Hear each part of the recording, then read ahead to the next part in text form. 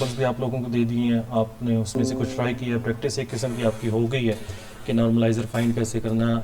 उसमें बेसिक जो आपने माइंड में रखना है, ग्रुप जो मेन आपको गिवन है उसके ऑपरेशन को माइंड में रखना है। जो मिस्टेक्स आप लोगों से हुई हैं 3-4 स्टूडेंट्स से, वो यही हुई हैं कि आप ग्रुप के ऑपरेशन को भूल गए हैं कि उसमें किस तरह से डिफाइन किया गया था ऑपरेशन, एलिमेंट्स को ऑपरेट किस तरह करना है, कि क्या एलिमेंट, कौन सा एलिमेंट किसके इक्वल आ जाता है। ये टेबल गिवन है हमें डिफरेंट ग्रुप्स के हवाले से, उनके सबसेट्स हमें, और सबसेट्स के आगे नॉर्मलाइज़र गिवन है। जैसे फर्स्ट आप क्यूब रूट्स ऑफ यूनिटी के ग्रुप की बात करते हैं तो इसका सबसेट अगर 1 और ओमेगा पिक करते हैं, अब देखें ये आगे चलें उस चीज़ में मैं वापस आ जाता हूँ। ये टेबल से पहले सेंटर और जो नॉर्मल ग्रुप सब ग्रुप है उसकी डेफिनेशन मैं आपको बताता हूँ, और फिर ये चीज़ भी इसके एक पॉइंट आपको समझा देता हूँ कि ये क्या चीज़ है यहाँ पे।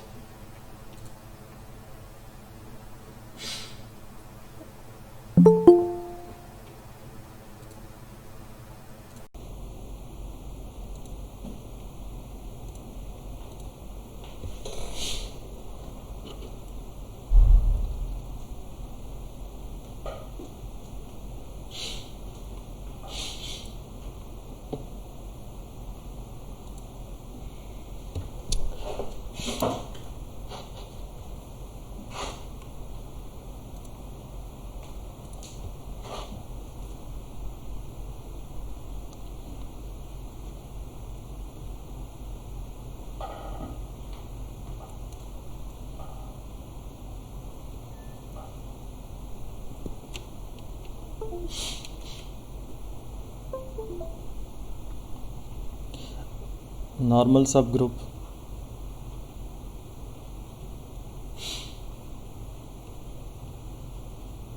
अब ऑब्वियसली इसमें जो फर्स्ट कंडीशन है वो ये है कि ग्रुप हो, सब ग्रुप उसका होना चाहिए।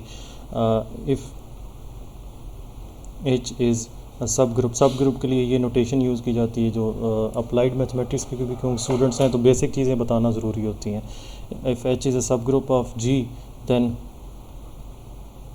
H is normal subgroup के लिए ये हम डेल्टा या ट्रायंगल आप इसको कह लें, ये नोटेशन यूज़ की जाती है।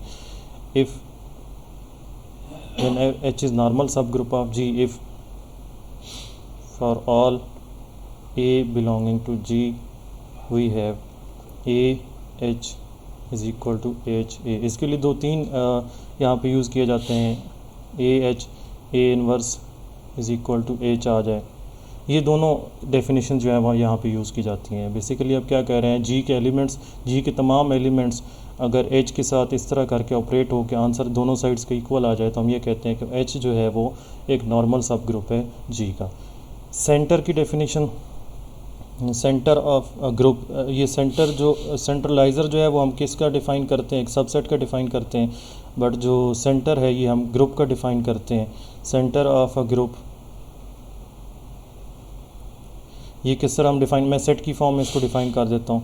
सेंटर ऑफ जी, इसको समटाइम जो है वो जी ऑफ जी भी लिखा जाता है, सी ऑफ जी, ये सेंट्रलाइज़र ऑफ जी इन जी है ना, तो इसको जी ऑफ जी से भी डिनोट किया जाता है। ये इक्वल टू होता है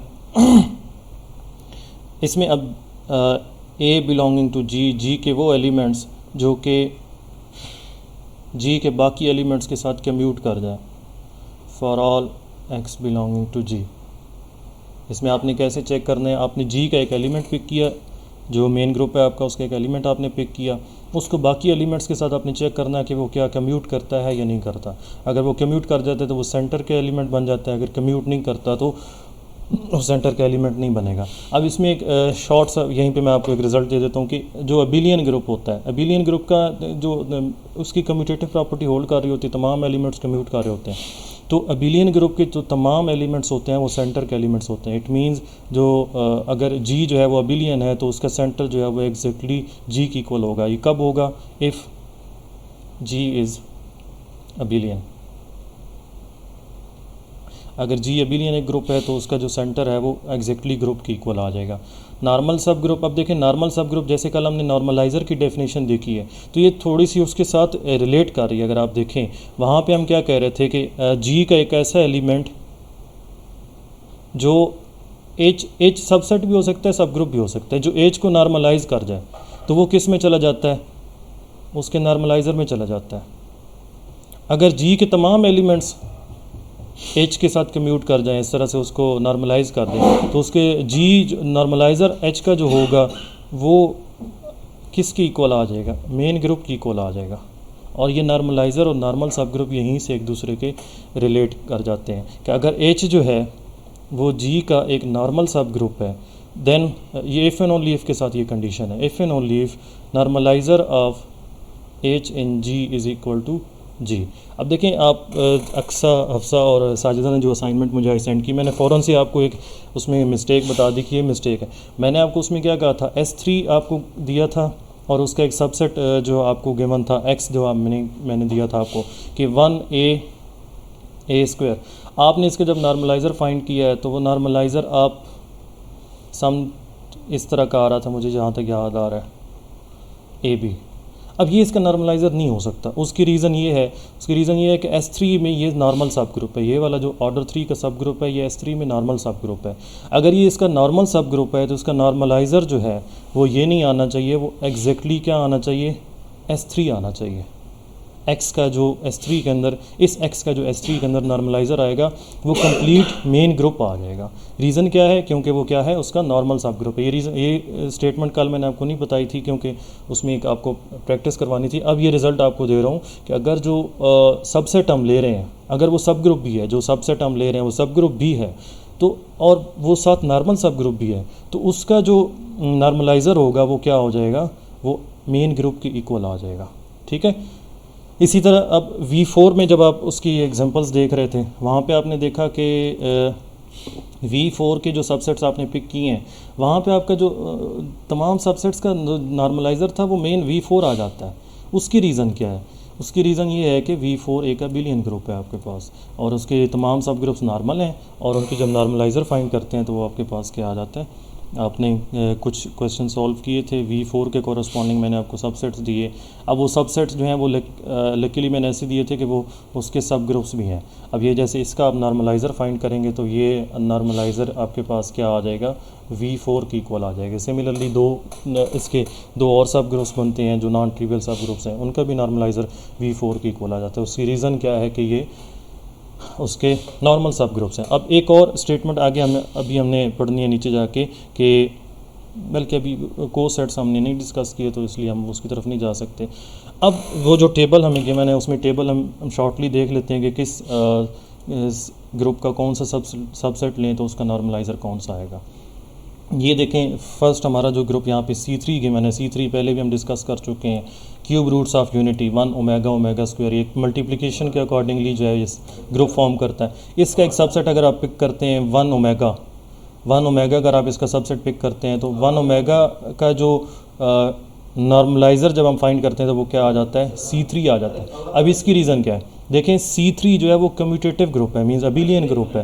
तो अबिलियन ग्रुप के जो भी हम सब ग्रुप्स लेंगे या सबसेट्स लेंगे वो क्या हो जाएंगे, नॉर्मलाइज हो जाएंगे। इसी तरह आप ये सबसेट पिक कर लेते हैं, ये सबसेट आपने डिफरेंट पिक किया, इस केस में भी इसका नॉर्मलाइज़र क्या आ जाएगा, C3, और इसका सेंट्रलाइज़र भी क्या आएगा, वो मेन ग्रुप आ जाएगा। तमाम जो एलिमेंट्स हैं इसके साथ कम्यूट कर जाएंगे। मेन क्योंकि जो ग्रुप है आपका वो अबिलियन है, इस वजह से वो उसके एलिमेंट्स कम्यूट कर जाएंगे। अब V4 में देखें, V4 के केस में भी ये ऑर्डर 4 का अबिलियन ग्रुप, इसमें देखें आपके पास ये 1A आपने पिक किया, ये इसका सब ग्रुप है, अभी मैंने उधर आपको बताया। इसका नॉर्मलाइज़र V4 आ रहा है, इसका सेंट्रलाइज़र भी V4 आ रहा है।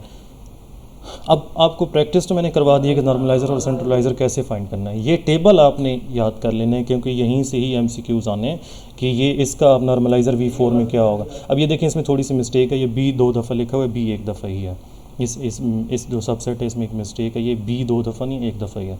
1B उसका सबसेट उसने लिया, सब ग्रुप भी है उसका। V4 के अंदर उसका नॉर्मलाइज़र V4 आ रहा है और V4 के अंदर उसका सेंट्रलाइज़र भी V4 आ रहा है। ठीक है। आगे सिमेट्रिक ग्रुप की एक एग्जांपल मैंने आपको ये इसमें भी मिस्टेक है, ये A³ नहीं आना, ये इसमें टाइपिंग मिस्टेक है, ये A³ नहीं आना, ये A² तक। यही एग्जांपल असाइनमेंट के तौर पर कल मैंने आपको दी थी। इसमें आपका जो नॉर्मलाइज़र है वो क्या आ जाता है, S3 आ जाता है। और जब 1B हम पिक करते हैं, 1B जब सबसेट लेते हैं तो उसके कॉरस्पॉन्डिंग जो नॉर्मलाइज़र है वो 1B आ जाता है और सेंट्रलाइज़र भी इसके कॉरस्पॉन्डिंग 1B आ जाता है।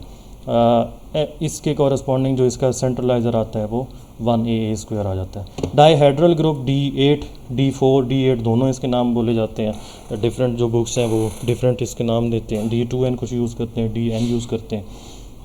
अब इस बुक वाले ने इसको DN के तौर पे लिया, तो ये D4 के एलिमेंट्स ये लिखे हुए हैं। इसमें ऑपरेशन क्या क्या होते हैं, ऑपरेशन में यहाँ पे आपको बता देता हूँ। इसमें इसके एलिमेंट्स जब लिख रहे होते हैं तो a⁴ = 1 होता है और ab² b² 1 होता है। मैं भी लिख देता हूँ, ये जस्ट मैं आपको यहाँ पे बता दूँ, फिर इसका ऑपरेशन भी लिख देता हूँ। ये देखें सबसेट गिवन है, इसके कॉरस्पॉन्डिंग ये जो सबसेट है ये देखें ऑर्डर 4 का इसका सब ग्रुप है। D4 का ये ऑर्डर 4 का सब ग्रुप है, ठीक है। अब ये जो सब ग्रुप है इसके कॉरस्पॉन्डिंग इसका नॉर्मलाइज़र जो है वो क्या आ रहा है, D4 पूरा ग्रुप आ जाता है। सिमिलरली इसके कॉरस्पॉन्डिंग जो सेंट्रलाइज़र है वो ये आ रहा है। अब 1a² जो 2 ऑर्डर के इसका सब ग्रुप हम पिक कर रहे हैं, तो इसके कॉरस्पॉन्डिंग इसका नॉर्मलाइज़र D4 आ रहा है और सेंट्रलाइज़र भी इसके कॉरस्पॉन्डिंग D4 आ रहा है। ऑर्डर 12 का सब ग्रुप, ऑर्डर 12 का ग्रुप कौन सा है, ये कौन सा पिक कर रहे हैं, ये A4 की बात कर रहे हैं, जो S4 का नॉर्मल सब ग्रुप है। अभी उसको भी आगे मैं थोड़ा सा डिस्कस कर देता हूँ। आगे थ्योरी में नीचे चीज़ें आनी है तो उसका भी मैं आपको बता देता हूँ। अभी इसको थोड़ी देर के लिए बेशक स्किप कर लें आप लोग। तो ये आपको बता रहा था कि D4 के ऑपरेशन किस तरह से हैं। जैसे S3 के कल हमने ऑपरेशन देखें, इसको माइंड में रखना ज़रूरी है। D4 जब आप डिस्कस कर रहे हैं, इसको कुछ बुक्स D8 भी कहते हैं। तो इसमें AB such that a⁴ = b² = ab² is 1। तो इसमें आप वो तमाम कंडीशन बना सकते हैं जैसे हमने कल S3 की फॉर्म में बनाई थी। a⁴ 1 है तो आप यहाँ से लिख सकते हैं a³ = a⁻, मतलब a का जो इन्वर्स होगा वो क्या होगा, a³ होगा। सिमिलरली b² जो है वो आपको गिवन 1 है तो आप b क्या लिख सकते हैं, b⁻ लिख सकते हैं, मतलब b का जो इन्वर्स है वो b इटसेल्फ ही है। और आप क्या लिख सकते हैं, ab² जो है वो 1 है तो यहाँ से आप इसको लिख सकते हैं ab × ab। और वो पूरी जो थ्योरी हमने उस केस में S3 के केस में बनाई थी, यहाँ से आगे वो भी आप बना सकते हैं और फिर इसके सब ग्रुप्स को आप इसी तरह से डिस्कस कर सकते हैं। क्योंकि ये लंबी थ्योरी हो जाती है तो आप इसको डिटेल में डिस्कस करने के बजाय जस्ट माइंड में कॉन्सेप्ट रख लें। अगर डिफरेंट क्वेश्चन हो जाता है तो आपको माइंड में क्लियर हो कि आपने करना क्या है। बाकी ये आप टेबल से ये वैल्यूज़ याद कर लें कि ये कैसे सबसेट्स, इनके नॉर्मलाइज़र कैसे बन जाते हैं। ये लास्ट जो ऑर्डर 12 का ग्रुप है इसको हम बाद में डिस्कस करते हैं। सेंटर की डेफिनेशन मैंने आपको बता दी है। अब सेंटर अगर आपने फाइंड करना हो किसी एक, मैं यहाँ से किसी एक ग्रुप को पिक कर लेता हूँ, काफ़ी ग्रुप्स गिवन हैं, इनके में से किसी एक का सेंटर जब हम फाइंड कर लेते हैं। मैंने आपको उधर एक रिज़ल्ट भी बता दिया कि जो अबिलियन ग्रुप्स हैं उनका जो सेंटर होता है वो इटसेल्फ पूरा ग्रुप आ जाता है। तो यहाँ पे जो चेक करने वाले ग्रुप्स नहीं हैं वो देखें, ये जी हमें पता है अंडर एडिशन अबिलियन ग्रुप है तो उसका सेंटर उसने पूरा ग्रुप लिखा हुआ है।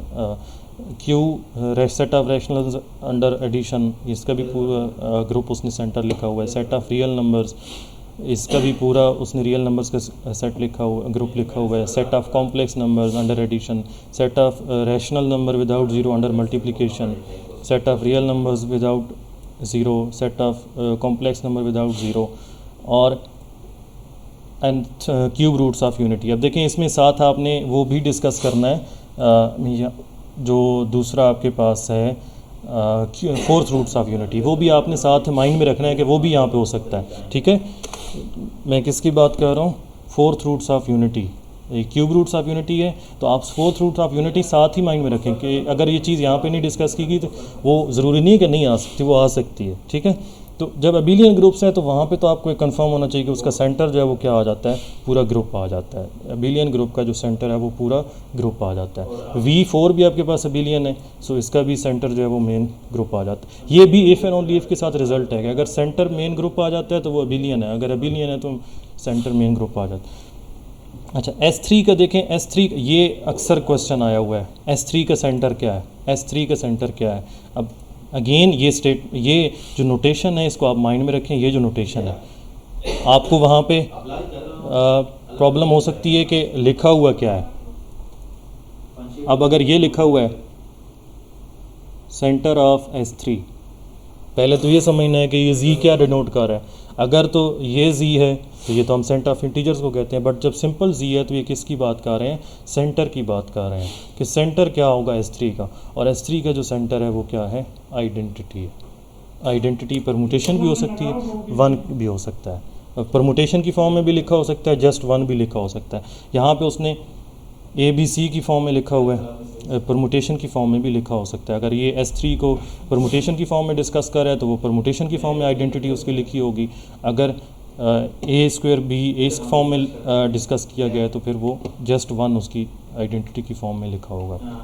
D4 की भी मैंने आपको ऊपर एक्सप्लेन कर दिया कि किस टाइप का ग्रुप होता है। इसका भी सेंटर याद रख लेंगे, याद रखने वाली चीज़ें 1A स्क्वायर जो है इसका क्या कहते हैं सेंटर होगा। ठीक है, ये ग्रुप ऑफ कटर्नियन है। ग्रुप ऑफ आवाज़ नहीं आ रही, आदिल आवाज़ आ रही है मेरी?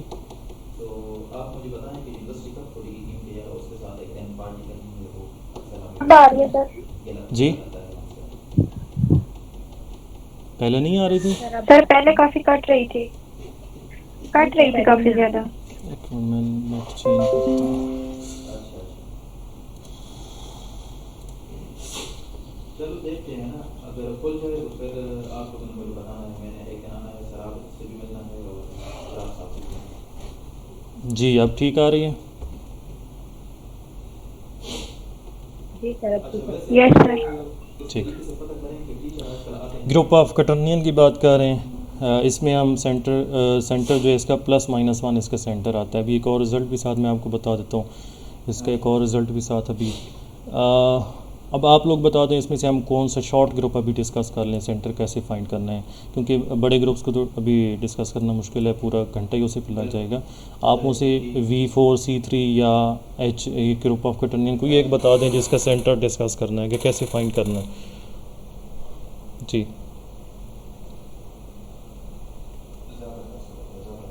कोई एक आप ग्रुप बता दें, उसका हम सेंटर डिस्कस कर लेते हैं कि कैसे फाइंड करना है।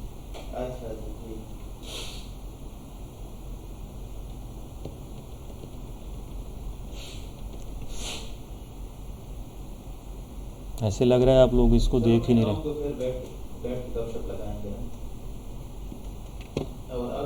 सर D4 को बात कर। V4 को अच्छा ठीक हो गया। Yes sir. ठीक सही हो गया फिर तो फिर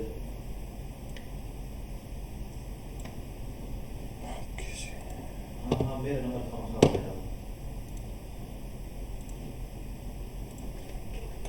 हाँ बिल्कुल ऐड करवाएं। V4 साथ साथ रिप्रेजेंटेशन भी माइंड में रखें। इसकी रिप्रेजेंटेशन क्या है? A B such that A square B square AB whole square is 1। दूसरी रिप्रेजेंटेशन इसकी अगर एलिमेंट की फॉर्म में हम लिखें 1A B AB, और इसमें देखें A स्क्वायर अगर 1 की इक्वल है तो A किसकी इक्वल आ जाएगा? A इन्वर्स अपना ही हो जाएगा। B स्क्वायर अगर हमें 1 गिवन है तो इट मीन्स B जो है वो किसकी इक्वल आ जाएगा? B इन्वर्स की इक्वल आ जाएगा। और AB होल स्क्वायर जो है वो 1 की इक्वल है, तो यहाँ से आप क्या लिख सकते हैं? AB into AB is equal to 1। और आप इसमें दोनों साइड्स पे A से मल्टीप्लाई कर सकते हैं तो ये आ जाएगा BAB is equal to A। Similarly आप ये भी कह सकते हैं ABA is equal to B, और आप क्या कह सकते हैं BA is equal to AB। ये कम्यूटेटिव की प्रॉपर्टी जो हम नॉर्मल डिस्कस करते हैं, ये दोनों जो ऊपर वाली कंडीशंस है ये भी हम आगे यूज़ करेंगे। और यहाँ से ये कम्यूट कर जाते हैं ना, कम्यूटेटिव की प्रॉपर्टी भी BA is equal to AB। आप लोग ये जो है जो असाइनमेंट्स आप लोगों ने सेंड की थी उसमें आप S3 के अंदर ये प्रॉपर्टी यूज़ कर रहे थे। मैंने कल भी बताया था कि S3 जो है वो क्या है? नॉन अबिलियन है। ये अबिलियन है V4। अब इसका सेंटर कैसे फाइंड करना है मैं आपको थोड़ा सा जस्ट आइडिया इसका दे देता हूँ। आपने क्या करना है, आप सेंटर की डेफिनेशन एक बार रिवाइज़ कर लें। सेंटर कैसे होगा? सेंटर ऑफ V4 के वो X, या आप जैसे वहाँ पे मैंने A यूज़ किया, सेंटर V4 के वो A जो कि AX is equal to XA आ जाए। और X कहाँ से? हम तमाम जो बाकी V4 के एलिमेंट्स हैं उनके लिए ये कम्यूट कर जाए। मतलब आपने एक एलिमेंट V4 का पिक कर लेना है और उसके साथ बाकी तमाम को क्या करना है? कम्यूट करना है। अब इस कंडीशन को हम थोड़ा सा और जो है मॉडिफाई कर देते हैं। AX is equal to XA। हम इसको ये भी लिख सकते हैं कि XA X inverse is equal to A. मतलब हम ये अगर प्रूव कर देते हैं तो आप दूसरे अल्फाज में क्या आप यही चीज़ प्रूव कर रहे हैं। तो हम जब सेंटर प्रूव करना होता है, सेंटर फाइंड करना होता है, तो हम इस कंडीशन को प्रेफर करते हैं, क्योंकि यहाँ पे कैलकुलेशन इजी हो जाती है। यहाँ पे क्या होता है, लेफ्ट साइड को भी सॉल्व करें, राइट साइड को भी सॉल्व करें। यहाँ पे क्या होता है, एक्स इनवर्स, और उसका आंसर क्या आना चाहिए, ए आना चाहिए। जो मिडल में आपने एलिमेंट रखा हुआ वो आना चाहिए। तो कैलकुलेशन इसके थ्रू ईजी रहती हैं। आप फर्स्ट आइडेंटिटी को पिक करते हैं। आइडेंटिटी तो देखें, आइडेंटिटी को चेक करने की ज़रूरत नहीं है, उसके लिए तमाम एलिमेंट्स जो हैं वो आंसर सेम देंगे। कैसे, मैं आइडेंटिटी को मिडल में रख देता हूँ, आइडेंटिटी के कॉरस्पॉन्डिंग मैं सेंटर का एलिमेंट चेक कर रहा हूँ। तो आप क्या करते हैं, फर्स्ट यहाँ पे आइडेंटिटी इसके साथ रखते हैं तो ये अल्टीमेटली 1 दे देंगे। अगर इस आइडेंटिटी को आप मिडल में रखते हैं, एक एलिमेंट यहाँ पे ए रखते हैं, इस साइड पे आप ए का इन्वर्स रखते हैं, तो अब देखें ये क्या होगा, ए इंटू ए इन्वर्स, और ये अगेन क्या दे देंगे, आइडेंटिटी दे देंगे। तो आइडेंटिटी को चेक करने की ज़रूरत नहीं है। सेंटर ऑफ जी, अभी मैं एक और, सेंटर ऑफ जी जो है, ये ग्रुप का जो सेंटर होता है ये हमेशा नॉन एम्प्टी होता है। इसमें हमेशा एक एलिमेंट मौजूद होता है जो कि आइडेंटिटी होता है। सेंटर ऑफ जी में हमेशा एक एलिमेंट मौजूद होता है जो कि आइडेंटिटी, कुछ भी ना हो तो उसमें आइडेंटिटी ज़रूर मौजूद होता है, क्योंकि आइडेंटिटी बाकी सब के साथ कम्यूट ज़रूर कर रहा होता है। ठीक है, तो ये कंडीशन भी साथ आप माइंड में रख लें कि सेंटर ऑफ जी जो है हमेशा क्या होता है, नॉन एम्प्टी होता है। अच्छा, अब मैं एक एलिमेंट पिक कर रहा हूँ, फर्ज करें ए के कॉरस्पॉन्डिंग चेक कर लेते हैं। ए को आपने मिडल में रखना है, इसके साथ मैं अब ए को नहीं पिक कर रहा, मैं कोई और पिक कर लेता हूँ, बी इस साइड पे, और इस साइड पे क्या आएगा, बी का इन्वर्स आ जाएगा। अब इसको आप देखें, ये आपके पास आ जाएगा बी ए, एसोसिएटिव लॉ आप यहाँ पे यूज़ कर सकते हैं, इनटू बी इन्वर्स। अच्छा, अब ये देखें कि ये आप यहाँ पे लिख चुके हैं कि V4 के अंदर बी ए किसकी इक्वल है, ए बी की इक्वल है। तो आप इसको चेंज कर सकते हैं, ये क्या आ जाएगा, ए बी लिख सकते हैं आप इसको, इनटू बी इन्वर्स। अब ये बी इन्वर्स आपस में मल्टीप्लाई हो जाएंगे, तो ये जस्ट क्या रह जाएगा, ए रह जाएगा। तो आप ये देखें, ए मिडल वाला आपका सेव हो गया। इट मींस जो लेफ़्ट राइट पे आपने इसके मल्टीप्लाई किया, ये एलिमेंट किस में चला गया, V4 के सेंटर में चला गया। ठीक है, सिमिलरली आप एक एग्जांपल में और इसकी डिस्कस कर देता हूँ।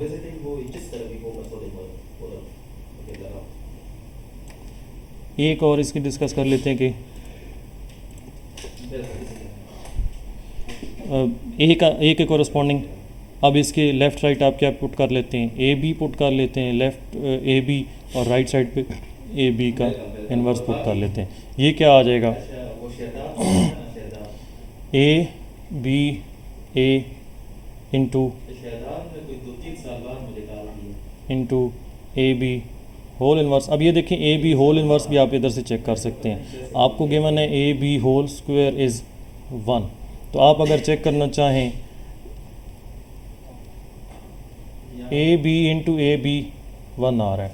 लेकिन दो एलिमेंट्स मल्टीप्लाई होकर आंसर आइडेंटिटी दे रहे हैं, तो वो एक दूसरे का क्या है, इन्वर्स है। ठीक है, तो ए बी का इन्वर्स क्या होगा, ए बी ही होगा। ये दो एलिमेंट्स मल्टीप्लाई होकर आंसर 1 दे रहे हैं, तो इसका मतलब एक दूसरे का इन्वर्स है। सो ये आ जाएगा A B A into A B. A आपस में मल्टीप्लाई करते जाएं आप, बी ए स्क्वायर 1 हो जाएगा, ये बी भी आ जाएगा, बी स्क्वायर अगेन 1 हो जाएगा, और आंसर जो है ए आ जाएगा। तो ये देखें, आपने मिडल में जो ए मौजूद है वही आंसर में ए आ गया। इसका मतलब ए बी जो लेफ़्ट राइट हमने मल्टीप्लाई किया, ये भी किस में चला गया, ये सेंटर में चला गया। सॉरी जो मिडल में, ये मिस्टेक होगी, जो मिडल में एलिमेंट है वो सब के साथ क्योंकि कम्यूट कर गया, जो मिडल वाला एलिमेंट है ये सेंटर में चला जाएगा। ये जो है साइड वाले नहीं जाते, जो मिडल में हम एलिमेंट रख रहे होते हैं वो सेंटर में जाता होता है। अब ये जो मिडल वाला एलिमेंट है ये सब के साथ कम्यूट कर गया ना, देखिए ना, ए बी के साथ भी कम्यूट कर गया, इधर हमने बी को चेक किया था वहाँ पे भी कम्यूट कर गया। ए इन्वर्स अगर हम ए को खुद रखते हैं उसके साथ भी कम्यूट कर जाता है, आइडेंटिटी को रखते हैं उसके साथ भी कम्यूट कर जाता है। तो ए एक ऐसा एलिमेंट है जो बाकी सब के साथ कम्यूट कर रहा है, तो बाकी सब के साथ कम्यूट करने की वजह से ये कौन से किधर चला जाएगा, ये सेंटर में चला जाएगा। ठीक है, मैं बाकी इसके नहीं डिस्कस कर रहा, उधर टेबल में गिवन है, जो रिज़ल्ट्स में यहाँ पे कुछ डिस्कस कर देता हूँ। जो नॉर्मलाइज़र होता है किसी भी सेट के कॉरस्पॉन्डिंग, हम जो नॉर्मलाइज़र का एक आंसर फाइंड करते हैं, एक सेट आता है, वो हमेशा उस ग्रुप का सब ग्रुप होता है। जो नॉर्मलाइज़र आता है वो हमेशा उस ग्रुप का सब ग्रुप होता है। इसके प्रूव भी कराया जाता है जब आप कोर्स पार्ट होते हैं वहाँ पे इसका प्रूफ भी कराया जाता है। सिमिलरली जो सेंट्रलाइजर का आंसर आता है, सेट आता है, वो भी क्या होता है, मेन ग्रुप का सब ग्रुप होता है। यहाँ तक तो हो गया, बट जो सेंटर आता है ग्रुप का, सेंटर का जो भी आंसर आता है वो हमेशा ग्रुप का क्या होता है, नॉर्मल सब ग्रुप होता है। ये जो है ये मेन ग्रुप के क्या होते हैं, सब ग्रुप्स होते हैं, और जो सेंटर आता है, जो सेंटर का आंसर आता है वो हमेशा क्या होता है, नॉर्मल सब ग्रुप होता है।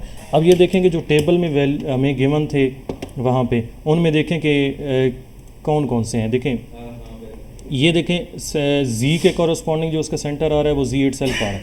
अब जी अपने में नॉर्मल सब ग्रुप होता है, क्यू के कॉरस्पॉन्डिंग क्यू आ रहा है, क्यू अपने अंदर नॉर्मल सब ग्रुप होता है, आर के कॉरस्पॉन्डिंग आर आ रहा है, ये भी इसके अंदर नॉर्मल सब ग्रुप होता है, सी कॉम्प्लेक्स के कॉरस्पॉन्डिंग, ये तो ट्रिवियल एग्जांपल्स होंगे। C3 पे आ जाएं, C3 पे देखें इसका C3 आंसर आ रहा है, ये अपने अंदर नॉर्मल सब ग्रुप होता है। V4 के कॉरस्पॉन्डिंग इसका सेंटर V4 आ रहा है, ये नॉर्मल सब ग्रुप होता है। अब S3 में देखें, S3 में इसका आंसर क्या आ रहा है, इसका जो सेंटर आ रहा है वो 1 आ रहा है, आइडेंटिटी आ रहा है। तो आइडेंटिटी जो होता है एक ऐसा सब ग्रुप होता है तो हमेशा अपने उस मेन ग्रुप के अंदर नॉर्मल सब ग्रुप होता है, ठीक है।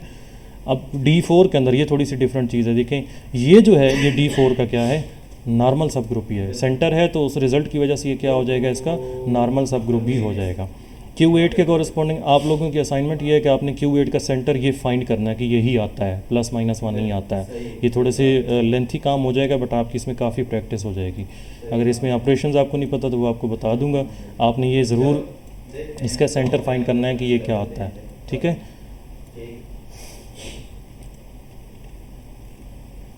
जनरल लीनियर ग्रुप्स को मैं अभी डिस्कस कर देता हूँ। ये नॉर्मल सब ग्रुप की डेफिनेशन मैंने आपको बता दी थी अभी ऊपर, इसकी यहाँ पे थोड़ी सी थ्योरी की मैंने ये काफ़ी चीज़ें मैं आपको डिस्कस भी कर चुका हूँ।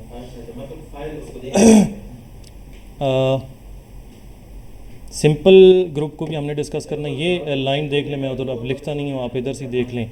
Every group has at least to normal सब ग्रुप। हर ग्रुप के 2 नॉर्मल सब ग्रुप्स हमेशा होते हैं। कौन कौन से होते हैं, एक उसका जो आइडेंटिटी सब ग्रुप होता है वो नॉर्मल होता है, और एक जो ग्रुप जी इटसेल्फ होता है वो भी क्या होता है, अपने अंदर नॉर्मल होता है। ये हमेशा होते हैं, उसके अलावा कोई हो ना हो वो अलग बात है, लेकिन ये 2 जो सब ग्रुप्स होते हैं, ये आइडेंटिटी उसका जो सब ग्रुप बनता है और जो जी इटसेल्फ होता है, ये दोनों अपने ही नॉर्मल सब ग्रुप्स होते हैं। इन दोनों के अलावा जो अब देखें सेट्स के अंदर भी आप प्रॉपर सबसेट और इम्प्रॉपर सबसेट की बात करते हैं, तो जो प्रॉपर सबसेट हों और वो नॉर्मल सब ग्रुप भी बन जाएं तो वो क्या कहलाते हैं, वो प्रॉपर नॉर्मल सब ग्रुप्स कहलाते हैं। मैं यहीं से ये डेफिनेशन डिस्कस कर रहा हूँ। प्रॉपर नॉर्मल सब ग्रुप कौन सा होगा, जो इन 2 नॉर्मल सब ग्रुप्स के अलावा होगा। मतलब ये जो है ट्रिवियल नॉर्मल सब ग्रुप्स है ना, ये हमेशा होते हैं। ये जो इनके अलावा नॉर्मल सब ग्रुप होगा उसको हम क्या कहेंगे, प्रॉपर नॉर्मल सब ग्रुप कहेंगे। अब ये डेफिनेशन आगे और इम्पोर्टेंट है। Groups having no proper normal subgroup is called group having no proper normal subgroup. जिसका कोई भी नॉर्मल सब ग्रुप ना हो, प्रॉपर नॉर्मल सब ग्रुप, उसको हम क्या कहते हैं, सिंपल ग्रुप कहते हैं। उस ग्रुप को हम क्या कहते हैं, सिंपल ग्रुप कहते हैं। मैं यहाँ पे इसकी एग्जांपल दे देता हूँ। S4 वैसे वो काफ़ी बड़ी आ जाती है, स्टेटमेंट मैं आपको उसकी बस करा दूँगा।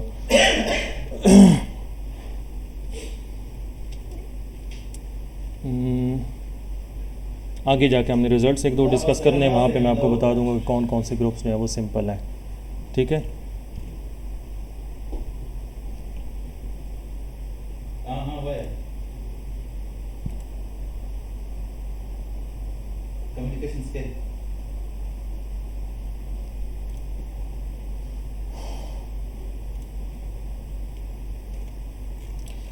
ठीक हो गया, यहाँ तक क्लियर है। अब ये कुछ फैक्ट्स हैं, कुछ मैं उधर डिस्कस भी कर चुका हूँ, कुछ यहाँ पे बाकी हम आगे डिस्कस कर लेते हैं नॉर्मल सब ग्रुप के हवाले से। अगर हमारा जो ग्रुप है वो अबिलियन ग्रुप है तो उसके तमाम सब ग्रुप्स जो होंगे वो क्या होंगे, नॉर्मल होंगे। हमारे पास अगर जो ग्रुप है वो अबिलियन है तो उसके तमाम सब ग्रुप्स जो हैं वो क्या होंगे, नॉर्मल होंगे। इसका कन्वर्स क्या है, अगर नॉर्मल सब ग्रुप्स हों तो वो ग्रुप क्या होना चाहिए, अबिलियन होना चाहिए। इसकी काउंटर एक एग्जांपल है, उस दिन मुझे आतिफ भाई ने साथ जो है करेक्शन भी करवाई थी। Q8 अगर आप देखें ग्रुप ऑफ क्वाटर्नियन तो उस ये काउंटर एग्जांपल है। कैसे काउंटर एग्जांपल है, इधर लिखा हुआ भी है ये पूरा ग्रुप, मैं इसको लिख लूँ फिर आपको बताता हूँ कि ये कैसे काउंटर एग्जांपल है इसकी। +-J +-K इसको जब आप इसकी हैज़े डायग्राम ड्रा करते हैं तो इसका एक 4 ऑर्डर का सब ग्रुप बनता है। 4 ऑर्डर का सब ग्रुप क्या है, +-1 +-i। दूसरा क्या बनता है, +-1 +-j। तीसरा जो इसका नॉर्मल सब ग्रुप बनता है वो बनता है +-1 +-k। इन तीनों सब ग्रुप से आगे एक और नॉर्मल सब ग्रुप बनता है जिसमें +-1 आ जाता है। ये इसके अंदर भी कंटेन कर रहा है और ये इसके अंदर भी कंटेन कर रहा है। इनसे आगे जो नॉर्मल सब ग्रुप बनता है वो एक आइडेंटिटी एलिमेंट से जो नॉर्मल सब ग्रुप बनता है वो वाला बनता है। अब काउंटर एग्जांपल की तरफ आ जाते हैं। अभी जो हमने स्टेटमेंट पढ़ी है कि अगर जो अबिलियन, अगर ग्रुप जो है वो अबिलियन हो तो उसके जो तमाम सब ग्रुप्स होंगे वो क्या होंगे, नॉर्मल होंगे। अगर ग्रुप जो है वो क्या हो, अबिलियन हो, तो उसके तमाम जो सब ग्रुप्स होंगे वो क्या होंगे, नॉर्मल होंगे। अब क्या इसकी कन्वर्स ट्रू है, ये कन्वर्स क्या बनता है कि अगर सब ग्रुप्स तमाम नॉर्मल हो, ऑल सब ग्रुप्स नॉर्मल हो, अगर तमाम सब ग्रुप्स नॉर्मल हो तो क्या ग्रुप अबिलियन होगा या नहीं होगा। अब ये देखें, ये जो इसके Q8 के तमाम सब ग्रुप्स हैं ये तमाम नॉर्मल है। ये सब ग्रुप इसके अंदर नॉर्मल है, इसके अंदर नॉर्मल है, ये सब ग्रुप इसके अंदर नॉर्मल है, ये सब ग्रुप इसके अंदर नॉर्मल है, ये जो सब ग्रुप है ये भी इसके अंदर नॉर्मल है, ठीक है। और ये तो वैसे ही आइडेंटिटी सब ग्रुप बन जाता है, ये भी नॉर्मल है, ठीक है। तमाम सब ग्रुप्स इसके नॉर्मल है, बट ये ग्रुप अबिलियन नहीं है। Q8 जो है ये अबिलियन नहीं है। ये MCQ बन सकता है, group which is having all subgroups normal but not abelian. कौन सा ग्रुप है, तो वो कौन सा है, ग्रुप ऑफ क्वाटर्नियन Q8। दोनों नाम Q8 भी यहाँ पे MCQ में लिखा हो सकता है, ग्रुप ऑफ क्वाटर्नियन भी लिखा हो सकता है। A group having all subgroups normal but not abelian, कौन सा ग्रुप है, ग्रुप ऑफ क्वाटर्नियन है। ये इसलिए इम्पोर्टेंट है यहाँ डिस्कस करना। ये जो हमने पहली स्टेटमेंट यहाँ पे डिस्कस की है उसका ये काउंटर एग्जांपल है कि नॉर्मल सब ग्रुप्स तो हैं बट वो ग्रुप अबिलियन नहीं है, ठीक है। Centre of any group is normal सब ग्रुप, ये हम डिस्कस कर चुके हैं। इंटरसेक्शन, अगर दो, एक्सक्यूज मी सर, जी जी सर ये जो स्टेट नंबर 1 और कन्वर्स है इसको हैमिल्टन ग्रुप बोलते हैं ना, जी जी जी जी जिसके सारे सब ग्रुप नॉर्मल हो लेकिन वो इटसेल्फ साइक्लिक नॉन साइक्लिक हो। जी जी जी जी। अच्छा, अब ये देखें 3 देखें, 3 नंबर पे जो रिजल्ट है, intersection of any collection of normal subgroups is group is normal. अब देखें कई बार ऐसी स्टेटमेंट्स होती हैं जो हम सोच रहे होते हैं कि ये बस ठीक है, पता है, बट वही स्टेटमेंट कई बार डायरेक्टली MCQ में आ जाती है। ये मैं इस स्टेटमेंट की बात कर रहा हूँ। इस तरह की कई स्टेटमेंट्स हमारे पास ग्रुप थ्योरी में हर सब्जेक्ट में है। अब ये वैसे ऑब्वियस है, ठीक है, बट जब उधर आ जाती है तो वहाँ पे कन्फ्यूजन हो जाती है कि कौन सा ऑप्शन टिक करना है। Intersection of any collection of normal subgroups of a group is normal subgroup. जो इंटरसेक्शन लेते हैं नॉर्मल सब ग्रुप्स का वो अगेन क्या आ जाता है, नॉर्मल सब ग्रुप आ जाता है। ये इंडेक्स की भी मैंने बात नहीं की क्योंकि हम अभी तक कोर्स सेट को नहीं डिस्कस किया, तो मैं इंडेक्स की तरफ नहीं जा सकता। इस रिज़ल्ट को मैं पेंडिंग कर रहा हूँ। अगर दो जो सब ग्रुप्स हैं वो मेन ग्रुप के वो नॉर्मल सब ग्रुप्स हों तो उनका जो प्रोडक्ट होता है वो भी क्या होता है, नॉर्मल सब ग्रुप होता है। अब H इंटू के सब ग्रुप कब बनता है, ये इसके बारे में कोई बता सकता है। H इंटू के सब ग्रुप कब बनता है? जब H and K both are normal subgroup of G। नहीं, मैंने जस्ट ग्रुप सब ग्रुप की बात की, ये नॉर्मल सब ग्रुप की कंडीशन है। सब ग्रुप कब बनेंगे? जब कम्यूट करें HK is equal to KH। जी, उसकी एक और स्ट्रॉन्ग कंडीशन भी है। बाकी कोई और बता सकता है आप में से?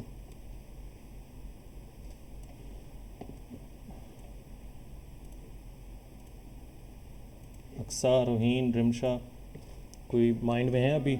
कोई रिजल्ट आपके माइंड में हो? जी, आवाज़ आपकी कट रही है। अबिलियन प्रॉपर्टी शायद। जी, 2 प्रॉपर्टीज़ हैं वहाँ पे। अगर H और एक तो ये अभी इन्होंने बता दिए H K is equal to KH आ जाए, ये एक प्रॉपर्टी है, कंडीशन है। ये मैं कंडीशन लिख रहा हूँ कि कब सब ग्रुप्स बन सकते हैं। दूसरी कंडीशन ये है कि G जो है वो क्या हो, अबिलियन हो। तीसरी कंडीशन ये है कि H और K में से कोई एक नॉर्मल हो जाए,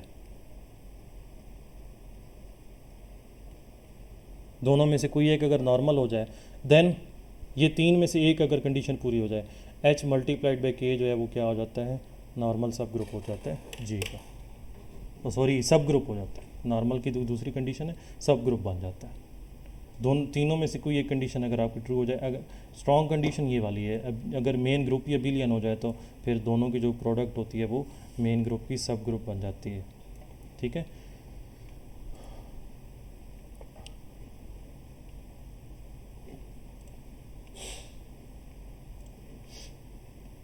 लेट एच बी, हाँ, अगर जिसका हम नॉर्मलाइज़र फाइंड कर रहे हैं वो खुद एक सब ग्रुप है तो अपने नॉर्मलाइज़र का क्या होगा, नॉर्मल सब ग्रुप होगा।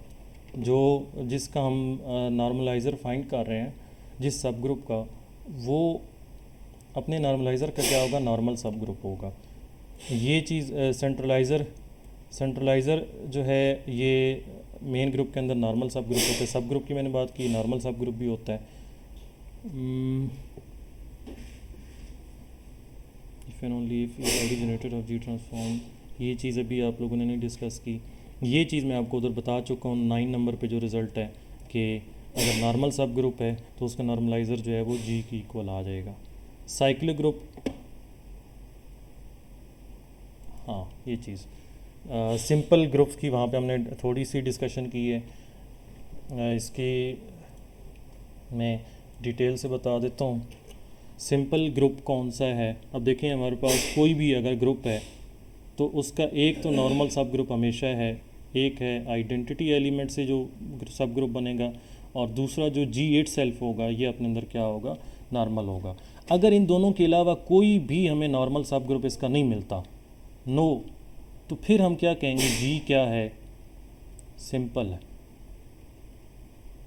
अगर इन दोनों के अलावा हमें कोई भी नॉर्मल सब ग्रुप इसका नहीं मिलता तो हम देन क्या कहते हैं, जी जो है वो क्या है, सिंपल ग्रुप है। जी के बारे में हम ये स्टेटमेंट देते हैं कि वो फिर क्या है, सिंपल ग्रुप है।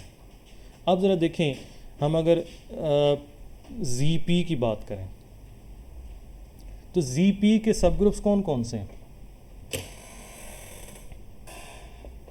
सब ग्रुप्स तब हम डिस्कस कर सकते हैं, हम ऊपर जब हम जी एन की बात कर रहे थे तो हमने जो जी एन जो आ रहा था उसके डिवाइज़र की बात कर रहे थे। तो पी के डिवाइज़र कौन कौन से हैं,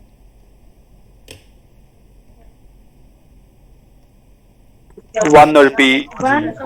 हाँ जी, तो 1 और P इसके डिवाइज़र्स हैं। तो इसका मतलब क्या है कि इस ग्रुप के दो ही पॉसिबल सब ग्रुप्स हैं, पॉसिबल, ठीक है, ये पॉसिबिलिटी हमें यहाँ से पता चलती है। अब पॉसिबल होने के बाद आगे क्योंकि साइक्लिक है तो फिर तो कन्फर्मेशन हो जाती है कि इसका एक सब ग्रुप जो है उसका ऑर्डर क्या होगा, 1 होगा, और दूसरे सब ग्रुप का ऑर्डर क्या होगा, P होगा। ठीक है, तो अब देखिए इसका 1 ऑर्डर का सब ग्रुप कौन सा है, जिसमें क्या होगा, आइडेंटिटी होगी। ठीक है, और जो P ऑर्डर का सब ग्रुप है वो कौन सा होगा, वो इटसेल्फ होगा।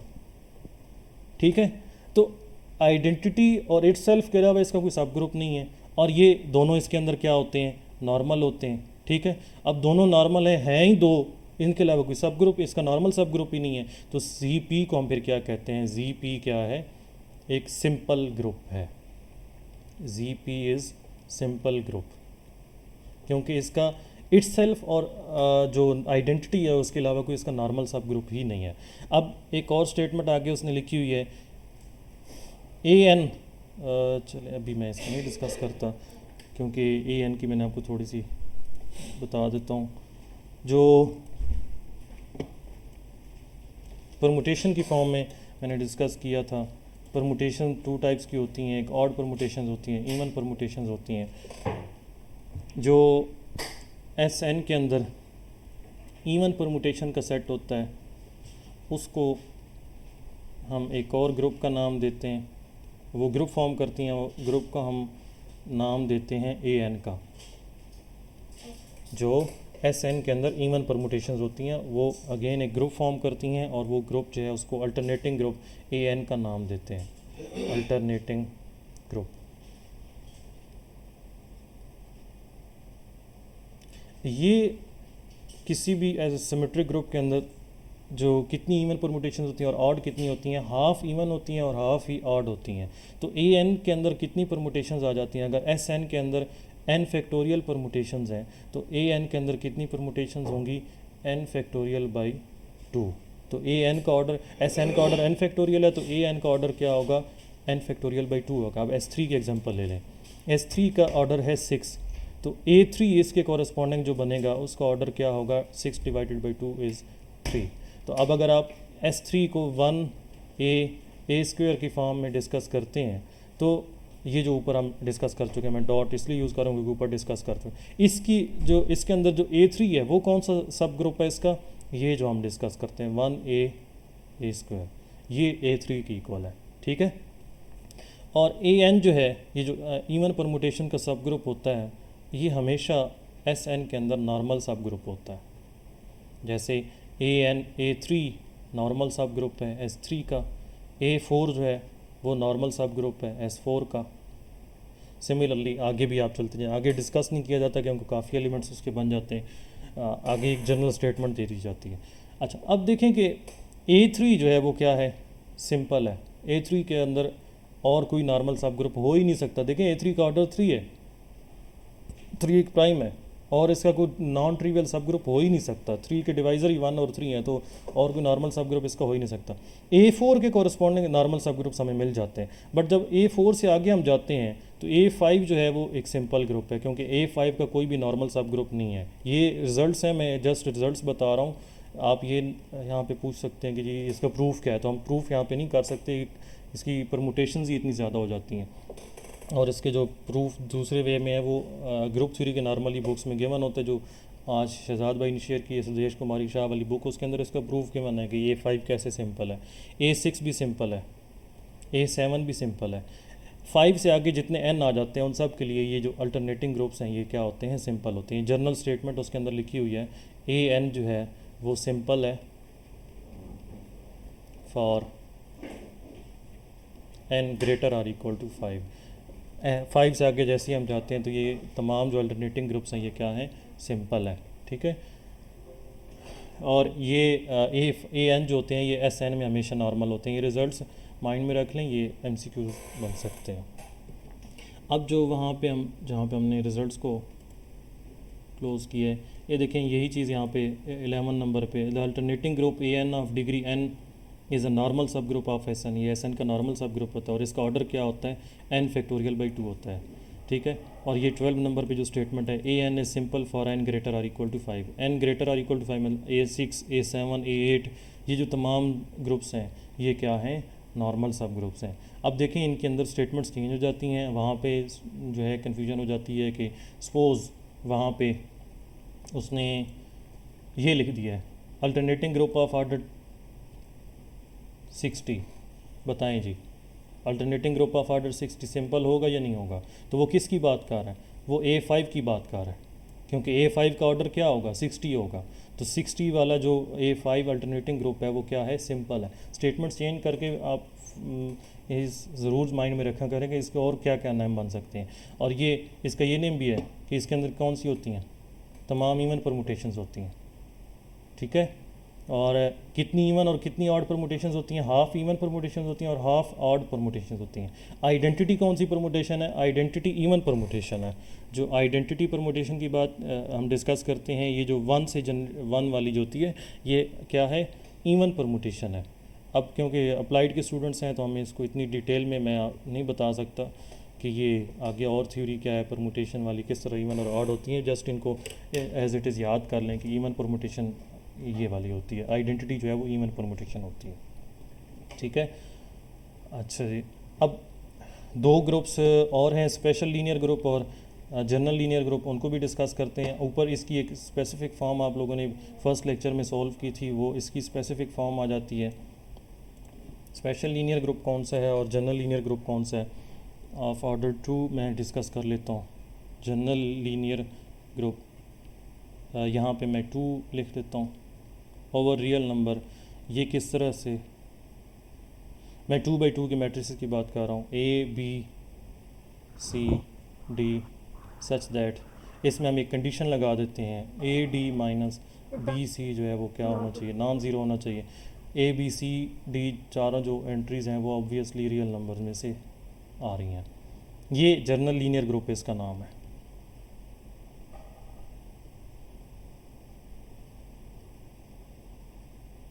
इसकी रिप्रेजेंटेशन भी याद कर लें और इसका यही नेम, इस टाइप का नेम इसका लिखा होता है।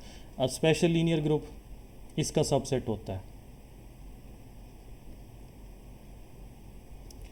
इसमें कौन कौन से एलिमेंट्स इसी टाइप के एलिमेंट्स आते हैं, बट एक एक्स्ट्रा कंडीशन हम यहाँ पे लगा देते हैं कि A D minus B C जो है वो 1 की इक्वल आना चाहिए। ये A D minus B C हम क्या कह रहे हैं, ये क्या चीज़ होती है मैट्रिक्स के कॉरस्पॉन्डिंग, ये मैट्रिक्स का डिटर्मिनेंट होता है, डिटर्मिनेंट। ठीक है।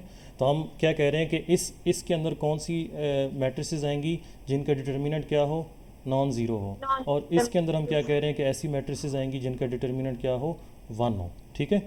अब जो एक ऊपर आपने जी ग्रुप डिस्कस किया था फर्स्ट लेक्चर के अंदर हमने, वो क्या था, इसके अंदर ये वाली मैट्रिसेस आएंगी, 0 यहाँ पे आएगा, यहाँ पे 1 आएगा, और n जो है उसने कह दिया था कि वो इंटीजर से शायद था या नेचुरल नंबर से था, मुझे एग्जैक्टली वो याद नहीं है।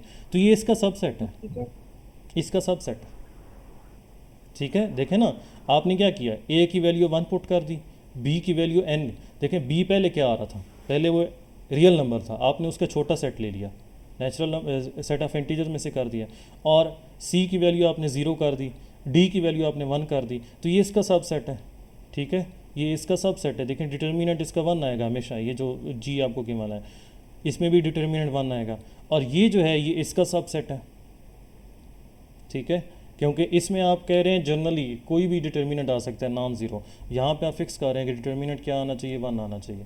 इसको हम कहते हैं, ये जो SL मैंने लिखा है ये है स्पेशल लीनियर ग्रुप,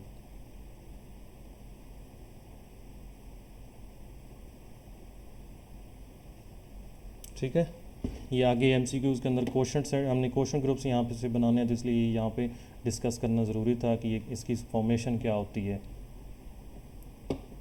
अब देखें यहाँ पे जैसे मैंने 2 यूज़ किया, तो इसकी जगह 3 यूज़ करेंगे तो आप क्या कह सकते हैं, 3/3 की मैट्रिसेस होंगी, 4/4 की मैट्रिसेस होंगी, तो आप इस तरह से आगे इसको डिस्कस कर सकते हैं, बट स्क्वायर मैट्रिसेस की बात की जा रही है।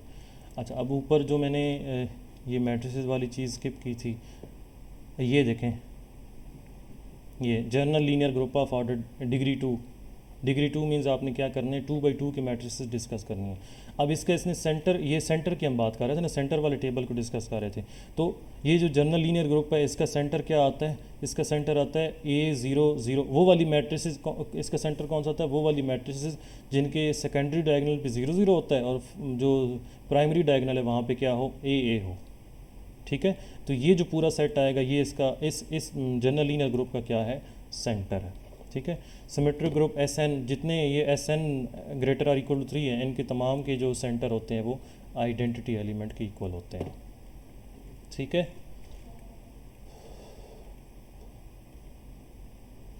ये Z डिस्कस करना था, बट इसके कॉरस्पॉन्डिंग मैं कोसेट्स डिस्कस करके फिर आपको ये भी साथ बता दूंगा। एक ग्रुप और मैं डिस्कस कर देता हूँ, मल्टीप्लिकेटिव ग्रुप, हर जो एडिटिव ग्रुप है ZN उसके अंदर एक मल्टीप्लिकेटिव ग्रुप उसके अंदर एग्जिस्ट कर रहा होता है, उसकी डिस्कस करके फिर हम लेक्चर यहाँ पे एंड करते हैं।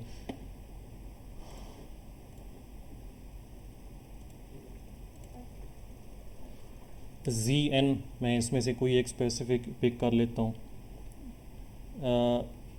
ZN वैसे तो आपको पता है हम 0 से n-1 तक इसको डिस्कस कर रहे होते हैं। इसमें हम एक टर्म डिफाइन करते हैं, यहाँ पे एक स्पेशल इसका ग्रुप हो, सब ग्रुप होता है, सॉरी इसका सब ग्रुप नहीं होता है, सेपरेट ग्रुप होता है, units of n। Units of n कौन से एलिमेंट्स होते हैं, ZN के वो एलिमेंट्स जो कि n के साथ जो रिलेटिवली प्राइम होते हैं, मतलब n और a का अगर GCD 1 आ जाए तो वो किसका एलिमेंट बन जाता है, यूनिट्स ऑफ n का एलिमेंट्स बन जाते हैं, और वो क्या होता है, उनका इन्वर्स एग्जिस्ट कर जाती है। 2-3 चीज़ें यहाँ पे मैं बता देता हूँ। अब एक यहाँ पे कोई स्पेसिफिक एग्जांपल ले लेते हैं। Z12 की अगर हम बात करें, इस ग्रुप को हमने डिस्कस भी किया हुआ है। अंडर एडिशन ये ग्रुप फॉर्म करता है 11 तक। अब देखें इसके अंदर एलिमेंट्स बताएं कौन कौन से हैं जो 12 के रिलेटिवली प्राइम है। 12 के रिलेटिवली प्राइम कौन कौन से नंबर्स हैं, 5 है जी, आप लोग बोलते जाएं, आप अनम्यूट करें, साथ साथ बोलें। 7 7 5 7 11 11 9 9 नहीं है, और 11 1 जी 1 खुद भी है।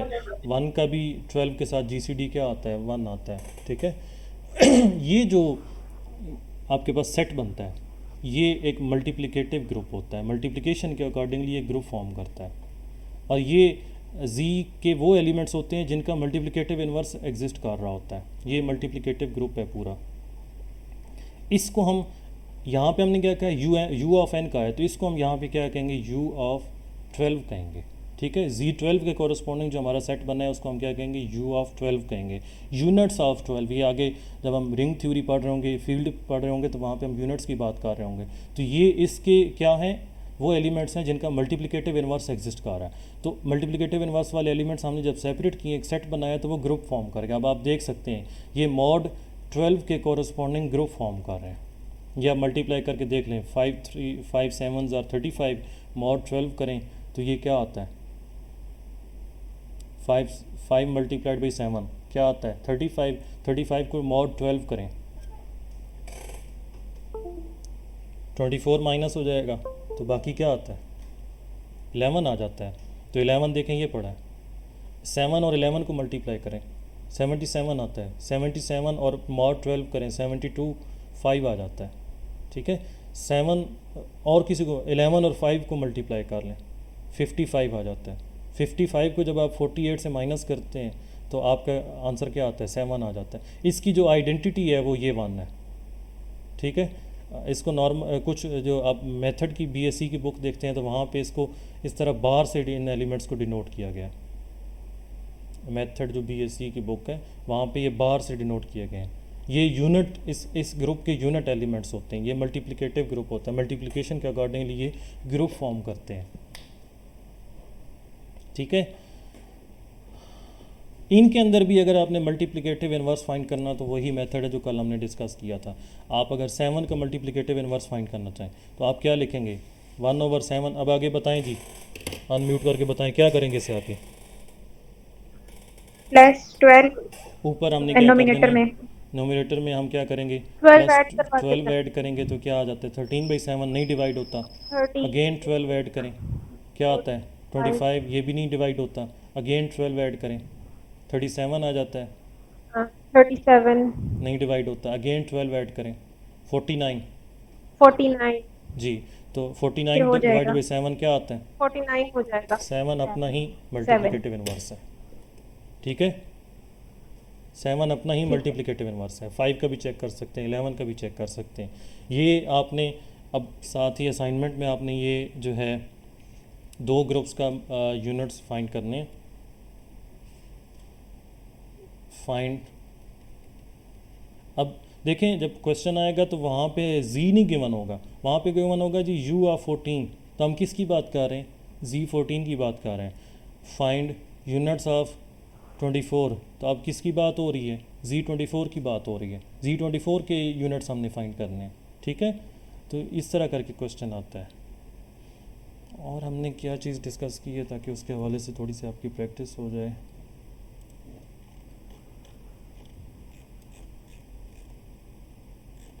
Q8 की भी तो सर आपने असाइनमेंट दी है। Q8 वो मैं यहाँ पे लिख दूँ ताकि आप लोगों को याद रहे। हमने क्या करना इसमें, और असाइनमेंट क्या है, सेंटर ऑफ Q8 का सेंटर फाइंड करना है कि वो क्या आता है, कैलकुलेशन से शो करना है। वैसे तो आपको टेबल में गिवन है ये जो चीज़ है, फिर हम इंशाल्लाह कल डिस्कस करेंगे कि ये जी के कॉरस्पॉन्डिंग ये एन से जनरेटेड इनका आपस में क्या लिंक होता है और को सेट्स क्या होते हैं, उनको भी हम डिस्कस करें ताकि हम ये जो स्टेटमेंट है इंडेक्स की बात की गई है उसको डिस्कस कर सकें। ये भी काफ़ी इंपॉर्टेंट है। आगे लैग्रांज थ्योरम हम डिस्कस कर चुके हैं। ऑर्डर जो है वो सब ग्रुप का वो मेन ग्रुप के ऑर्डर को डिवाइड करता है।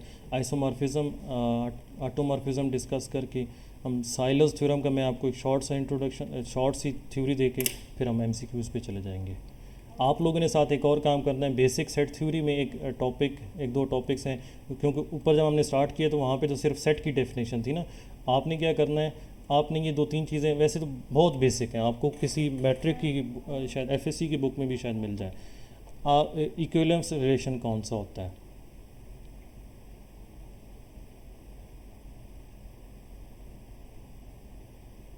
किसी भी सेट थ्योरी की बुक में आपको ये मिल जाएगा, क्योंकि इसके हवाले से नीचे MCQs हैं तो वो हमने सॉल्व करने। इक्विवेलेंस रिलेशन की 3 कंडीशंस होती हैं, वो कौन कौन सी कंडीशंस हैं वो आपने सही, अच्छी तरह से उनके एग्जांपल्स भी साथ देख लेनी जी। ये वो रिफ्लेक्सिव ट्रांजिटिव जी जी बिल्कुल सिमेट्रिक। बिल्कुल, ये जस्ट आपने नाम नहीं याद रखने, आपने इनकी एग्जांपल्स करनी है, वहाँ पे काफ़ी ट्रिकी एमसीक्यूज आए हुए हैं। तो आपको अगर बेसिक इसका आइडिया क्लियर होगा तभी आप एमसीक्यूज को टिक कर सकते हैं, फ़ौरन से उनको टिक वो आपको माइंड में आ जाएगा कि रिफ्लेक्सिव प्रॉपर्टी कब होल्ड कर रही है और बाकी कौन सी होल्ड कर रहे हैं। ठीक हो गया? अभी तक इसमें कोई किसी का क्वेश्चन हो तो आप लोग पूछ सकते हैं।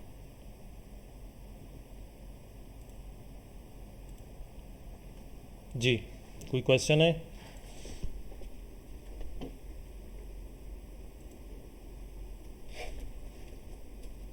किसी का कोई क्वेश्चन नहीं है?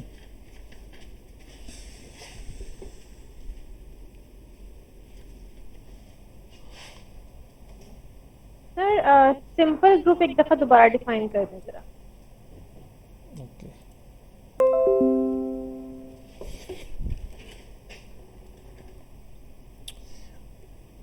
देखें जैसे सेट थ्योरी से बेसिक स्टार्ट होता है ना ग्रुप का, तो कोई भी अगर आपका ग्रुप है तो उसके दो सब ग्रुप्स हमेशा होते हैं। एक उसका वो होता है जो आइडेंटिटी वाला सब ग्रुप होता है, और एक जो उसका सब ग्रुप होता है वो जी खुद होता है, कंटेन भी कर रहा होता है और उसका सब ग्रुप भी होता है। ठीक है, ये दो सब ग्रुप्स हमेशा होते हैं, और ये दोनों सब ग्रुप्स इसके क्या होते हैं? नॉर्मल सब ग्रुप्स होते हैं। नॉर्मल की ये कंडीशन है। ठीक है, अब हमने ये देखना होता है सिंपल ग्रुप की फॉर्म में, हमने ये देखना होता है क्या इस ग्रुप का कोई और ऐसा सब ग्रुप है जो कि नॉर्मल वाली कंडीशन यहाँ पे सेटिस्फाई कर रहा हो। इन दोनों के अलावा कोई और सब ग्रुप ऐसा है जो नॉर्मल भी है। ठीक है, तो हम क्या कहते हैं कि वो सिंपल नहीं है। अगर इन दोनों के अलावा हमें कोई भी सब ग्रुप ना मिले तो हम क्या कहते हैं? वो ग्रुप क्या है? वो सिंपल है। अगर इन दोनों के अलावा कोई भी ना मिले, क्योंकि ये तो हमेशा होते हैं, ये तो हर ग्रुप के होते हैं, हमने देखना होता है कि इनके अलावा कोई है या नहीं। अगर इनके अलावा कोई भी नॉर्मल सब ग्रुप नहीं है तो हम क्या कहते हैं? वो ग्रुप क्या है? सिंपल है। एग्जांपल मैंने बहुत बेसिक डिस्कस की है, जी की मैंने बात की है। जी देखें, जी के सब ग्रुप्स कौन कौन से होते हैं? इसके एक तो जी खुद अपने अंदर नॉर्मल सब ग्रुप होता है, और दूसरा इसका नॉर्मल सब ग्रुप कौन सा होता है? जो वन से वन वाला होता है, जो आइडेंटिटी वाला होता है। ठीक है, ये दो इसके सब ग्रुप्स हैं, बाकी पॉसिबल ही नहीं है क्योंकि इसका ऑर्डर प्राइम है। ठीक है, अब यहाँ पे आप ये जी से ही एवरी ग्रुप ऑफ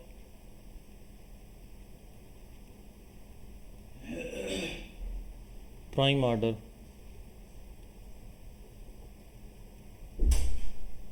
इज